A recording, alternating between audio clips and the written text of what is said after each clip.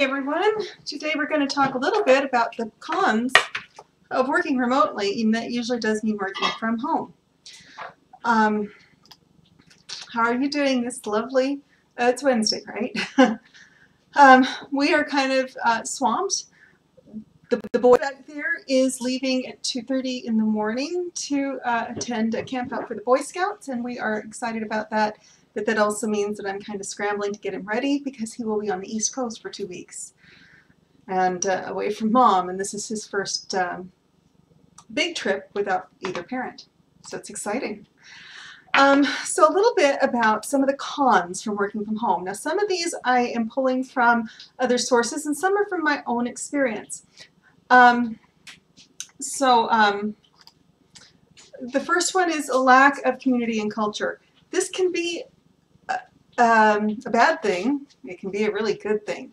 It depends on the culture of the place where you're working to begin with. If you have a wonderful culture where people feel included and you have a remote worker that feels like they're just excluded, that can be kind of a negative thing. Also, it can be kind of isolating.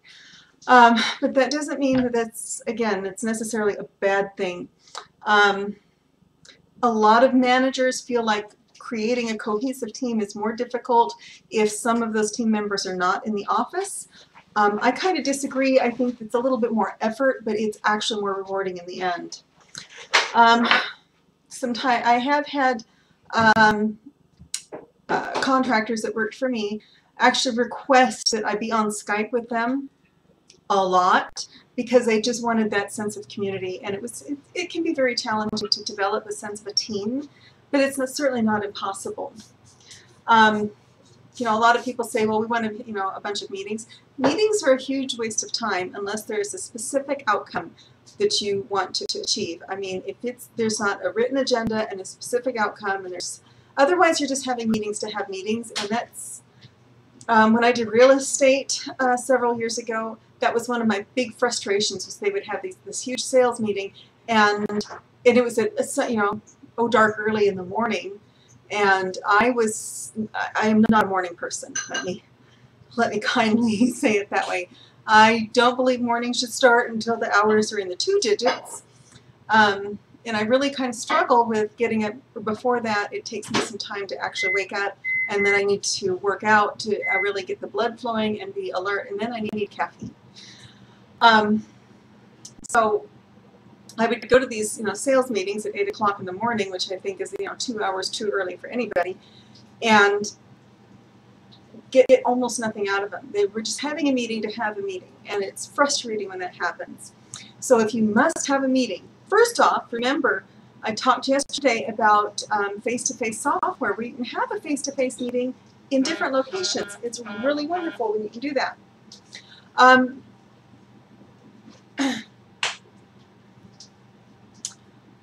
Another, challenge can be if some of your remote workers are in a different country. I'm currently working with some accountants out of India. They don't work for me, they work for a client that I'm working with. And the client likes them because, they're working while we're all sleeping. And with the time zone differences, that can be a positive thing. But even though India, English is one of the official languages of India, most people in India speak English. As we all know, the accent's kind of heavy, and if you're not used to it, it can be challenging to listen to. It's kind of an interesting accent.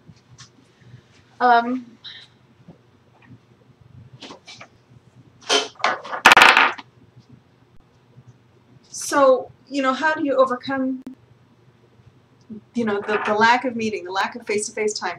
First off, utilize video conferencing software as much as you need to.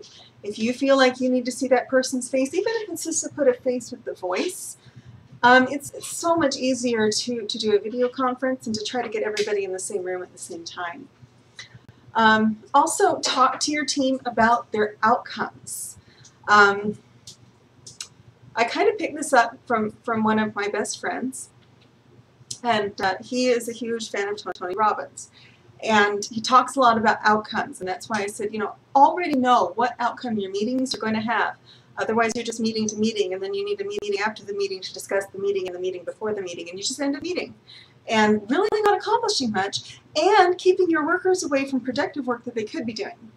So if you go into a meeting with a plan, an agenda, and an outcome that you're looking for, it doesn't have to be, you know, specifically this is the decision we're going to come to, but that we're going to make a decision about this. Could be an outcome. We're going to discuss how to improve workflow in our company so that we have more productivity, and we're going to discuss who should be doing what. That's an outcome.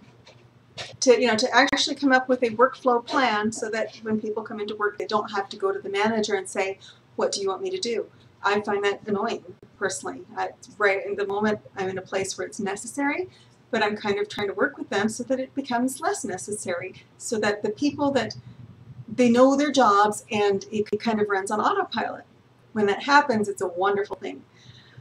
And yeah, online meeting places. There's really, I really think that if you treasure transparency and openness and communication, and you tell your staff, you know, these are the outcomes I'm looking for, this is what I want to have happen in our company, in your department, then they're more likely to, you know, they're going to get it. Then that kind of comes to number 2, difficult and lacking communication. It's hard to communicate. It's hard to remember they're there if you don't see them or communicate with them all the time. But there's so many workarounds for this. I honestly, you know, I just want to tell people sometimes when I am at the office, can you text it, Slack it, WhatsApp it, email it? Do you actually need to be face-to-face with me?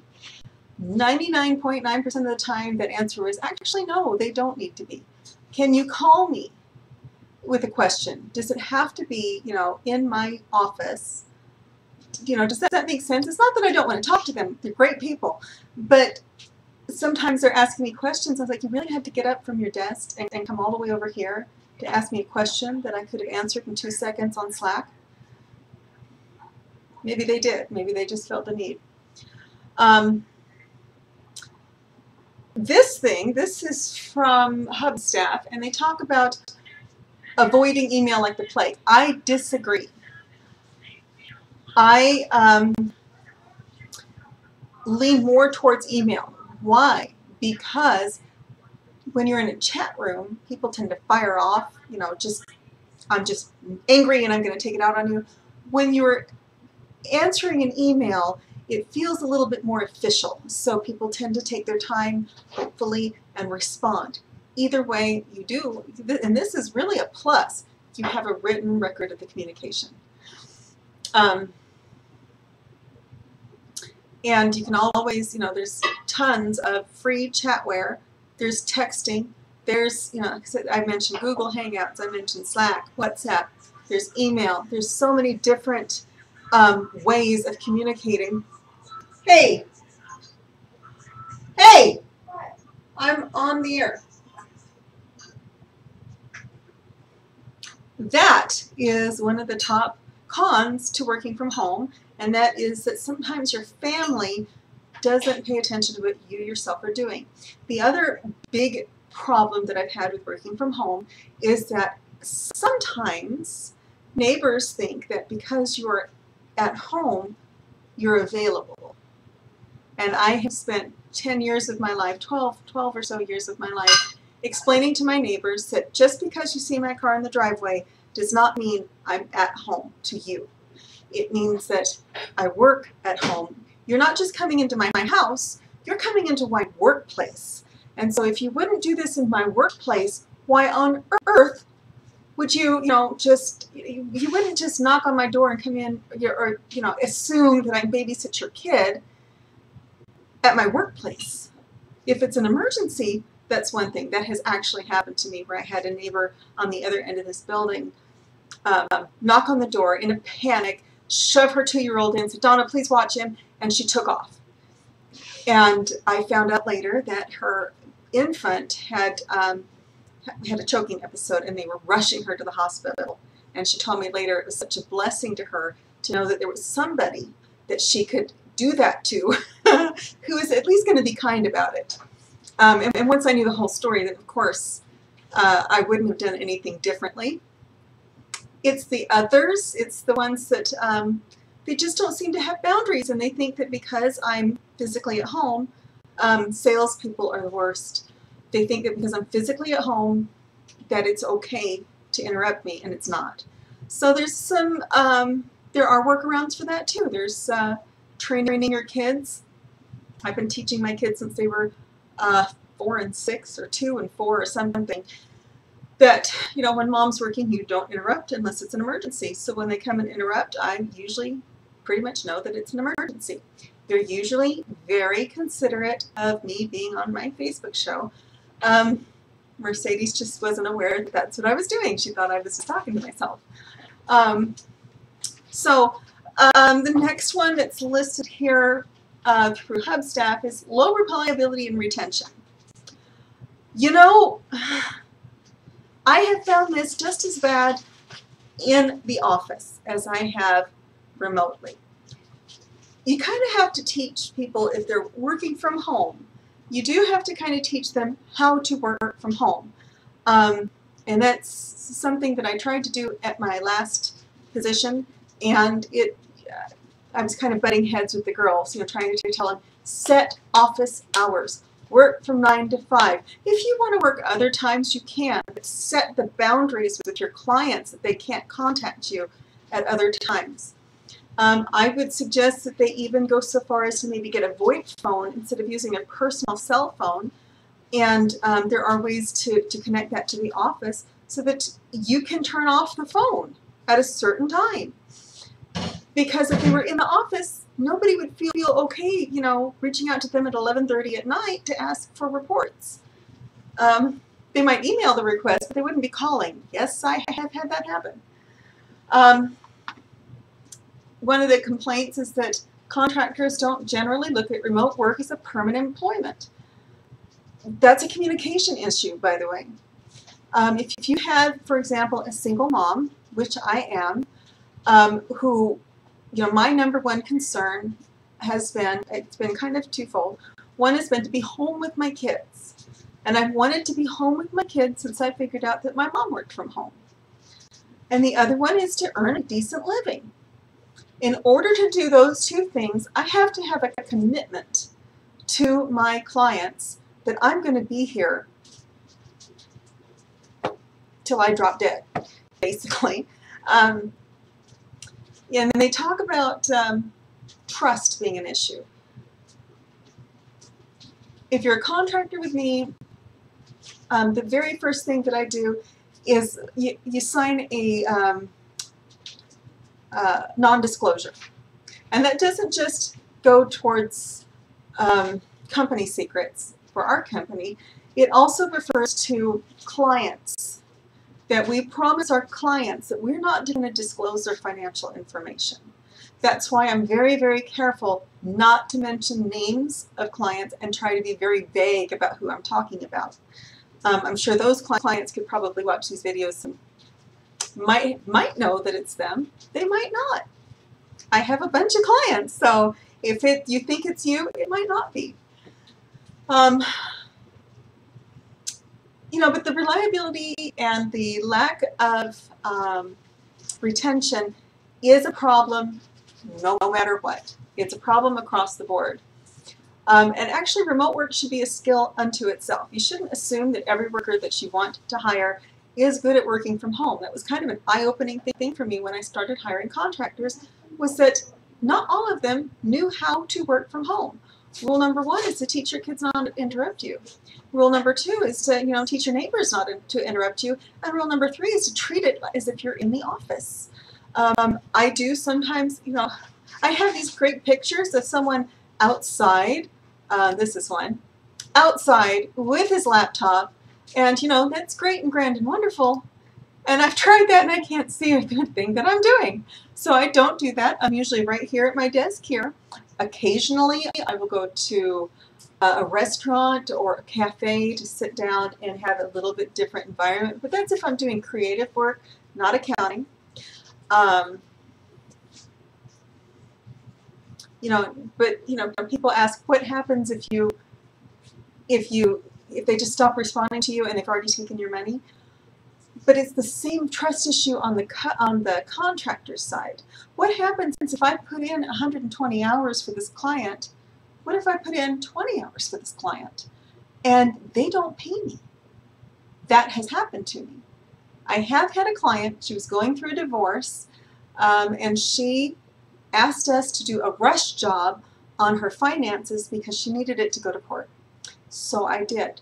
I put in 20 or 30 hours in a matter of a couple of days. I worked ridiculous hours trying to make sure that she got what she needed because I've been divorced. I understand what that's like, and I know how scary it is sometimes. And you know, she made buckets of money, and so I rushed through this in the full confidence that because she has signed an agreement with us that she would pay me for my work. She didn't. And so we actually had to change our agreement to reflect that if we do the work, you're going to pay us.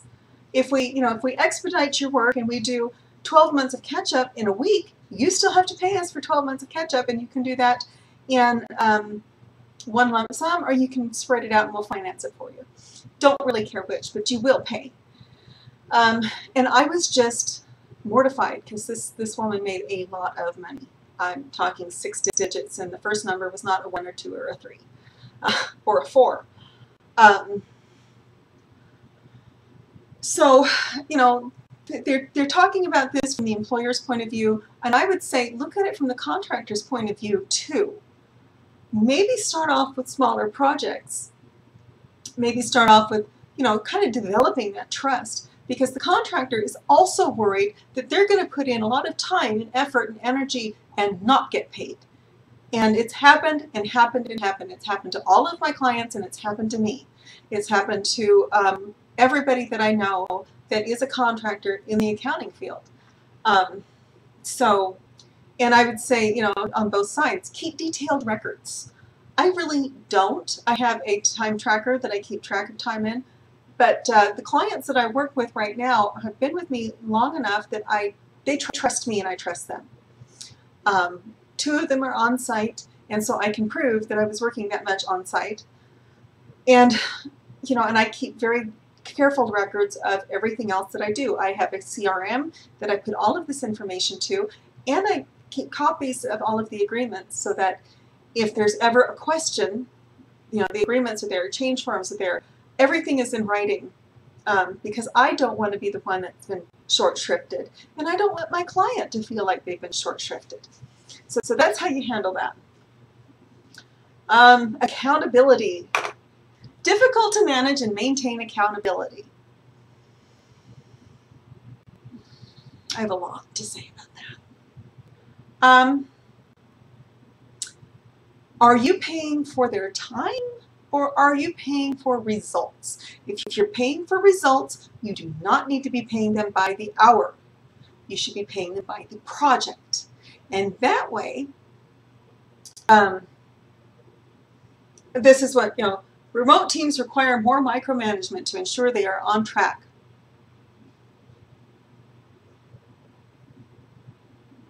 No, they don't. And if you are micromanaging your remote team, you're possibly offending them to the point that they don't want to work for you. They're more work to manage and have time overhead compared to someone at the office. I don't have a commute if I'm working from home. My whole commute is to walk down the stairs.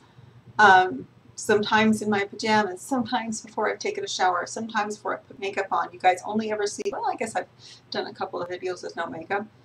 I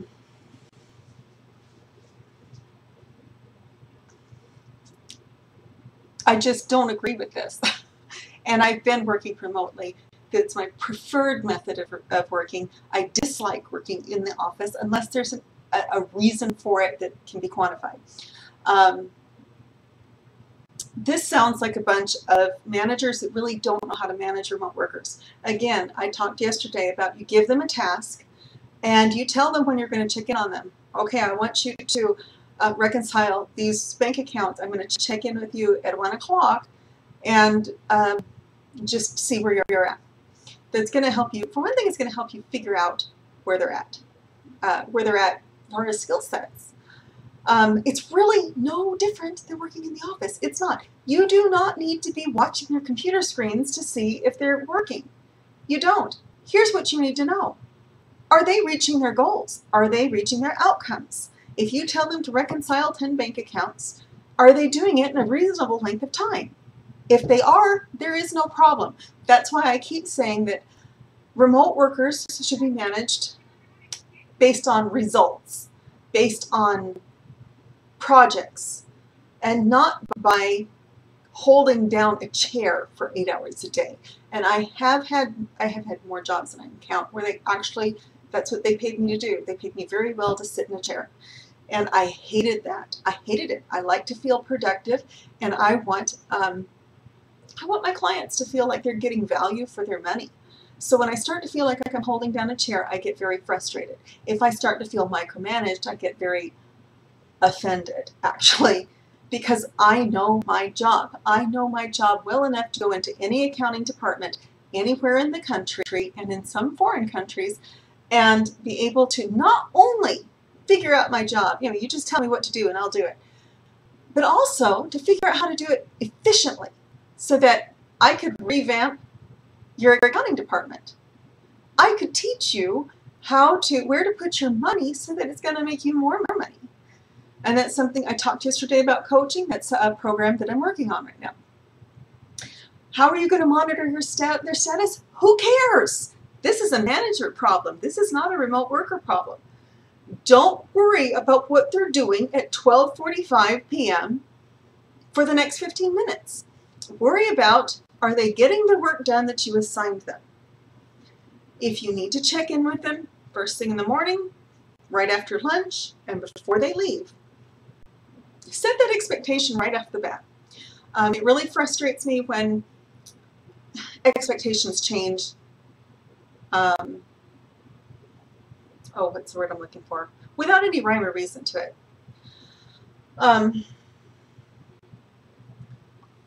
The strategies that work for managers who are used to having people in the office will not work for remote workers. If they're working remotely, they are self-motivated. They are self-starters. If they're not, bring them back to the office or let them go. I would say probably let them go, because you don't need someone who's not self-motivated. And in order to be a remote worker, you have to be.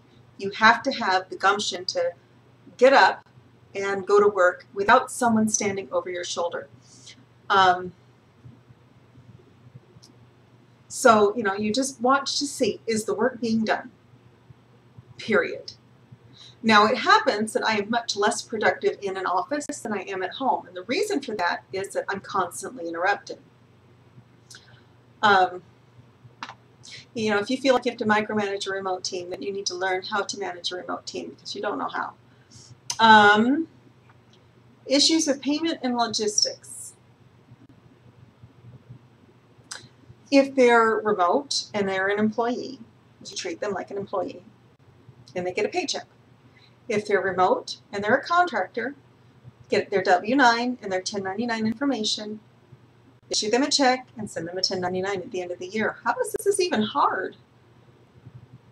I'm just kind of looking at this going, this is stupid. I mean, how is that even hard? If they're an employee, you treat them like any other employee.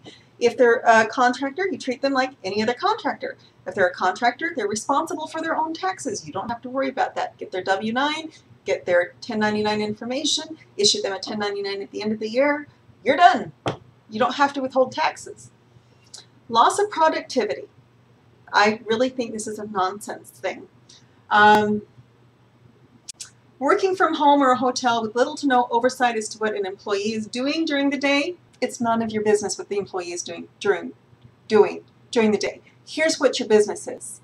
Are they accomplishing the results that you're looking for? If they are, then you pay them.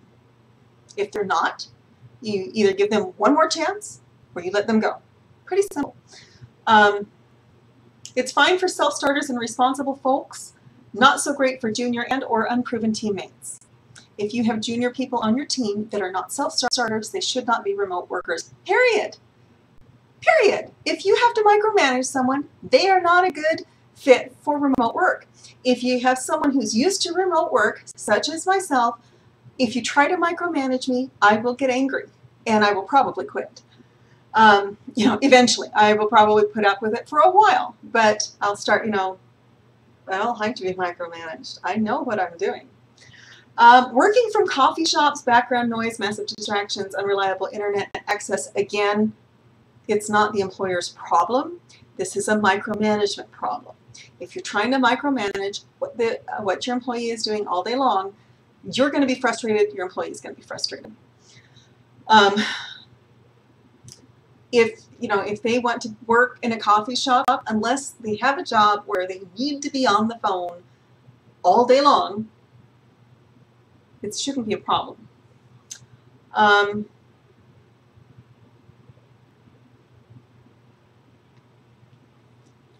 Again, it kind of goes back to you pay for results. You don't pay for time.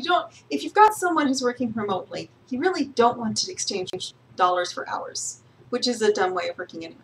You want to exchange dollars for results.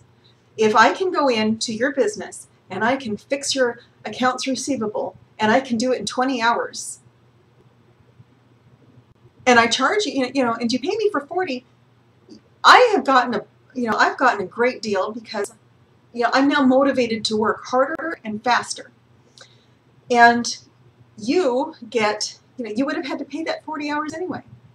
So pay for results. Talk about what results you're looking for in a 40-hour week or whatever, span that they're looking for. And then tell them, I will pay you for 20 hours or 14 hours or 10 hours. If if this is what I expect to have done in 10 hours, so long as you're meeting that goal, I don't care how long or how short of a time it takes. It really motivates people, by the way. I keep kind of going back to this list going, this is all because someone wants to micromanage remote workers. It doesn't work. You can't micromanage remote workers. So don't try. Just go in and tell them what your expectations are. Tell them if you've got a specific project you want them to work on. Give them a time frame that you would expect that to be done. Hey, the last girl did this in this many hours. As long as you're, accomplishing this, I don't care how long it takes you, I'll pay you this much.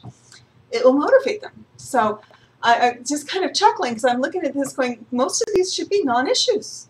Security concerns. Everything's on the cloud, folks. Everything is on the cloud. I do use a VPN, but let's face it, everything is on the cloud. It should not be a problem. I think this is outdated too. So, and there's ways around that. If security is a huge issue, and it shouldn't be unless you work for the State Department, I'm just kind of chuckling. So lock your phone. Who doesn't lock their phone? Who doesn't lock their laptop? So my biggest concern with working from home has been the interruptions. It's been the neighbors that assume that because I am physically here, especially one of the problems I had in my church, again, I live in Utah, I am a Mormon. In my church, the women will go out, and the men do it too. Every family gets a home teacher, and every woman gets a visiting teacher, and they usually come in teams of 2. Not always, but usually. So I have a wonderful relationship with my friend Alan, who has been my home teacher since we moved in like 16 years ago. Our daughters have grown up together, and he knows that I work from home. I've discussed it with him. He's got an MBA, he's really intelligent, he's got great ideas, and so I talked to him about how things are going. I have had home teachers, or visiting teachers, that's the women, show up at my door at 2 o'clock in the afternoon after I had told them no. And I found that offensive. I was just like, I'm working. And it was in the middle of tax season to add icing to the cake. I was working. I was working 16-hour days at the time. And I told them that, no, this is not a good time. It won't be a good time till May. And they just did not respect those boundaries. So, I had to get snippy. Didn't like having to do it, but I really had to just come out and say, don't even come to my house again. You're not welcome here. Because if you can't respect my boundaries, which are in place for a reason, then I'm not sure, go teach someone else. That's been the problem I've had. It hasn't been motivation. I'm highly motivated. It hasn't been lack of time. When you don't have a commute, you have an extra couple of hours a day. It hasn't been my kids interrupting me. They've been trained from the time they were little that when I'm working, I'm working. It has not been, one of the problems I do have that has nothing to do with working from home has been trying to explain to people that I'm a single mom. I have to do this all by myself. I have to be the breadwinner. I have to make good money. And I have to take care of my kids and take care of my home and do the laundry and do the running and do the errands and do the shopping. And that's having like 3 full-time jobs.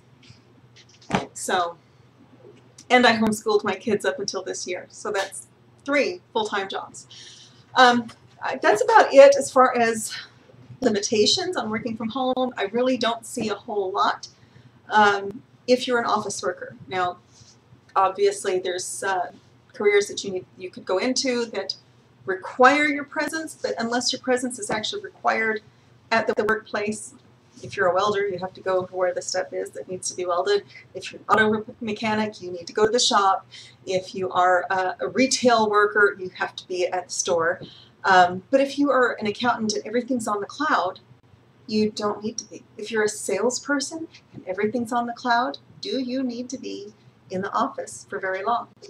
It's just something to think about, and it's kind of challenging for me because it is my preference, either to work from home or to work from my own office space that I control, but not in a client's office. That's about it for tonight. I will be up until 3 o'clock in the morning, so I don't know if I'm going to get around to broadcasting tomorrow because I'm going to be wiped out. But have a wonderful evening, and I will talk to you again soon.